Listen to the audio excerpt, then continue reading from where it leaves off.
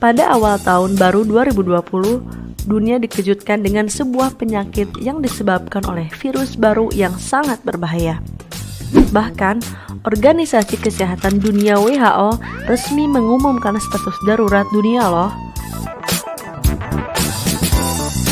Virus baru itu bernama Corona, dengan nama lengkap virus 2019 novel coronavirus atau 2019 nCoV. Virus ini pertama kali ditemukan di kota Wuhan, Cina. Virus corona ini masih satu keluarga dengan virus SARS dan MERS loh. Peneliti menemukan hal yang mengejutkan bahwa virus itu berasal dari kelelawar. Bahkan, ada isu di sosial media ramai kalau virus corona ini adalah senjata biologis yang dikembangkan oleh Cina yang mengalami kebocoran di laboratoriumnya, sehingga menyebar dan menular ke warga sipil. Tapi atas isu ini, pemerintah Cina membantah loh. Data per tanggal 7 Februari telah dikonfirmasi ada 31.485 kasus yang terkait virus corona. Ternyata, virus corona menimbulkan infeksi sistem pernafasan. Pada sebagian kasus hanya menyebabkan infeksi pernafasan ringan sampai sedang seperti flu. Akan tetapi, virus ini juga dapat menyebabkan infeksi pernapasan berat seperti MERS, SARS, dan pneumonia. Infeksi virus corona bisa menyebabkan penderitanya mengalami gejala flu seperti hidung air, sakit kepala, batuk, nyeri tenggorokan, dan demam. Atau gejala penyakit infeksi pernapasan berat seperti demam tinggi, batuk berdahak, bahkan berdarah, sesak napas, dan nyeri dada.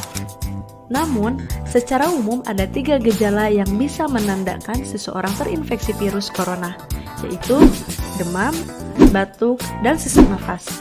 Sedangkan, pada kasus yang parah, infeksi corona bisa menyebabkan beberapa komplikasi serius, seperti pneumonia, infeksi sekunder pada organ lain, gagal ginjal, bahkan sampai kematian. Sampai awal Februari 2020, belum ada vaksin untuk mencegah virus corona loh. Oleh sebab itu, cara pencegahan virus corona yang terbaik adalah dengan menghindari faktor-faktor yang bisa menyebabkan kamu terinfeksi virus ini, yaitu hindari bepergian ke Cina atau ke negara lain yang telah ditemukan adanya penularan virus corona. Gunakan masker saat beraktivitas di luar ruangan, terutama bila kamu beraktivitas di tempat umum. Rutin mencuci tangan dengan air dan sabun atau hand sanitizer yang mengandung alkohol setelah beraktivitas di luar ruangan. Hindari kontak dengan hewan, terutama hewan liar.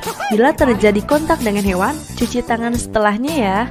Dan selanjutnya, yaitu pastikan kamu memasak daging sampai benar-benar matang sebelum dikonsumsi. 10 September 2020, penambahan kasus COVID-19 Indonesia menjadi yang terbanyak sejak pertama kali dilaporkan. Jumlah total kasus positif COVID-19 di Indonesia kini telah melampaui Tiongkok sebagai pusat wabah pertama. Kementerian Ketenagakerjaan menyebutkan ada lebih dari 1 juta pekerja yang dirumahkan dan juga di PHK sebagai dampak dari COVID-19. Beberapa masih mendapat upah meski tidak penuh, namun ada pula yang tidak mendapat upah sama sekali. Dampak ekonomi akibat virus corona ini.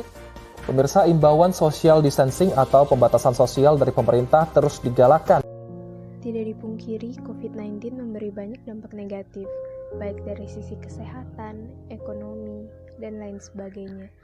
Dari banyaknya yang terdampak, seperti anak-anak yang belajar dari rumah, pegawai yang bekerja dari rumah, namun ada beberapa pekerjaan yang mengharuskan pekerjanya berada di luar rumah di masa pandemi saat ini. Pengemudi ojek online misalnya.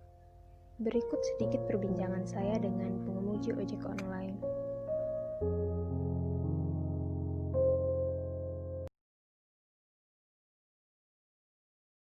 Udah 2 tahun.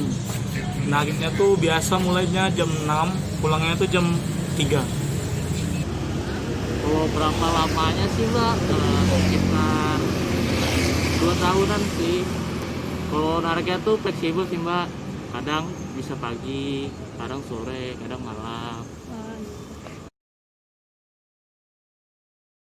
Kalau dulu tuh ada anak sekolah, jadi cepat pulangnya, dapat duitnya banyak. Kalau sekarang tuh sudah susah dapat duitnya, lama lagi kerjanya, itu udah jauh bedanya. Dulu tuh sebelum pandemi sehari itu 200 lebih setiap hari tuh. Kalau sekarang tuh 50 aja susah. Wah, terasa banget sih Mbak. Kalau dulu tuh rame sih orderan Mbak. Orang nggak takut. Kalau sekarang kan karena pandemi ini orang takut gitu kan. Nah, jadi ya agak ngurangin juga sih jumlah orderan. Kalau dari pemerintah sih belum ada.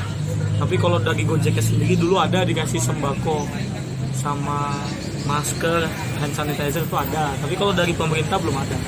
Berapa kali sudah dapat bantuannya? Sekali aja. Belum ada sih Mbak.